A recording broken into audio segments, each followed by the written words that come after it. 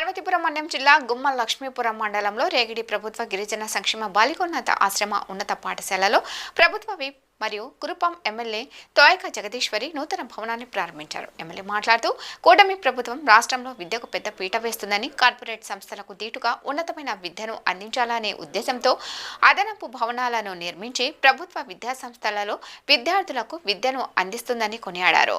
అనంతరం పరిశోధనశాలను పరిశీలించారు. విద్యార్థులతో మాట్లాడి వారు ఏ విధంగా చదువుతున్నారో వారి ఆరోగ్యం గురించి అడిగి తెలుసుకున్నారు. విద్యార్థులు చేసిన సాంస్కృతిక ప్రదర్శనను తిలకించారు. ఈ కార్యక్రమంలో DEO NT Naidu, MEO Chandrasekhar, ATWO Suresh, ప్రధాన ఉపాధ్యాయురాలు స్వాతి, నందివాడ కృష్ణబాబు, లక్ష్మణరావు, ధర్మ, దాసు, పురుషోత్తం, రమేష్, పాఠశాల సచివాలయ సిబ్బంది, మండల మరియు రాష్ట్ర స్థాయి అధికారులు, కుటుంబ నాయకులు, కార్యకర్తలు పాల్గొన్నారు.